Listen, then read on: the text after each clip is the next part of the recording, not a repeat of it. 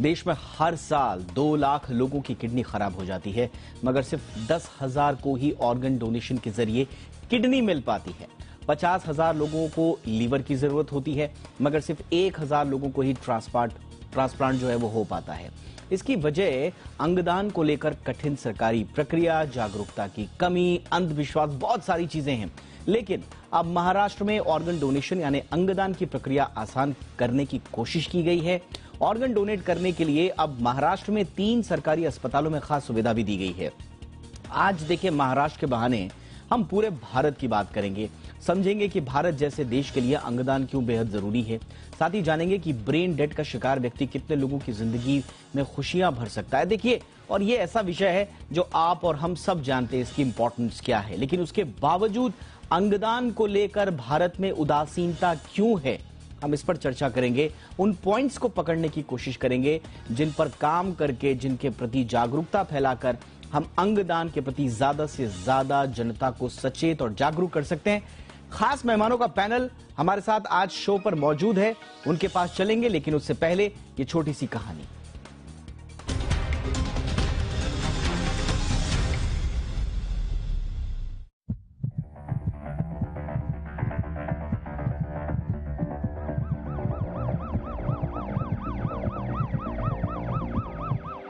देश में हर साल करीब 1 लाख से अधिक लोगों की मौत केवल इसलिए हो जाती है क्योंकि उन्हें कोई डोनर नहीं मिल पाता। कई मामलों में लोग अंगदान करना भी चाहते हैं तो जानकारी की कमी के चलते वो नहीं कर पाते। ऐसे में महाराष्ट्र में अंगदान को लेकर बड़ी पहल हुई है। पहले जहां इसके लिए मुंबई का सेंट जॉर्ज हॉस्पिटल ही इकलौता सेंटर था जहां अंगदान को लेकर मंजूरी मिलती थी, वहां अब राज्य में 3 सरकारी अस्पतालों में ये सुविधा दी गई है। राज्य सरकार ने इसके लिए 7 सदस्यों वाली 3 कमेटी का गठन किया है। इसकी मदद से जेजे हॉस्पिटल बायकला, परेल के केईएम हॉस्पिटल और बीजे मेडिकल कॉलेज पुणे में अंगदान को लेकर आवेदन किया जा सकता है। एक आंकड़े के मुताबिक भारत में हर साल ट्रांसप्लांट के लिए करीब 2 लाख किडनी, 50,000 हार्ट और 50,000 लीवर की जरूरत होती है, लेकिन 10,000 किडनी और 1,000 लीवर ही ट्रांसप्लांट के लिए उपलब्ध हो पाते हैं, जो कि देश की आबादी के लिहाज से बेहद ही कम है। दरअसल देश में हर 8 मिनट में दुर्घटना से 1 मौत होती है। ऐसी मौत में अक्सर ब्रेन डेड हो जाता है।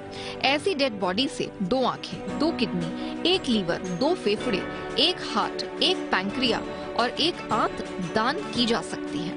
इससे कम 8 से 10 लोगों की ऑर्गन ट्रांसप्लांट की जरूरतों को पूरा किया जा सकता है। अंगदान 2 तरह के होते हैं, एक तो मरने के बाद और दूसरा जीवित रहते हुए। कोई जीवित व्यक्ति अपनी 1 किडनी, 1 फेफड़ा, लीवर का कुछ अंश, पैंक्रियाज या आंत का कुछ हिस्सा दान कर सकता है, लेकिन अंगों के खरीद फरोख्त का कोई कारोबार ना हो, इसके लिए बड़े कानूनी नियम हैं।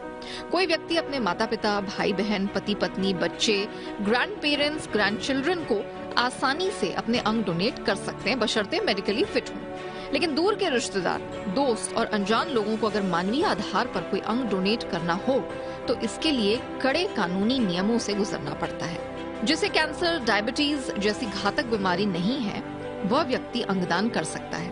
कैंसर और HIV से पीड़ित व्यक्ति सेप्सिस या इंट्रावीनस दवाओं का इस्तेमाल करने वाले अंगदान नहीं कर सकते। ग्लोबल लेवल पर देखें तो भारत में अंगदान का चलन बेहद कम है। फ्रांस में जहां हर 10 लाख की आबादी पर 50 लोग अंगदान करते हैं, तो क्रोएशिया में यह आंकड़ा 35 और अमेरिका में 37 का है, लेकिन भारत में यह आंकड़ा महज आधे के आसपास है। अंगदान के लिए आवेदन करना बेहद आसान है। इसके लिए www.organindia.org पर अप्लाई करना होता है। रजिस्ट्रेशन होते ही संस्थान की ओर से यूनिक नंबर के साथ एक डोनर कार्ड भेजा जाता है। कार्ड की फॉर्मेलिटीज पूरी करने के बाद donor national organ and tissue transplant organisation यानी NOTTO में रजिस्टर्ड हो जाता है।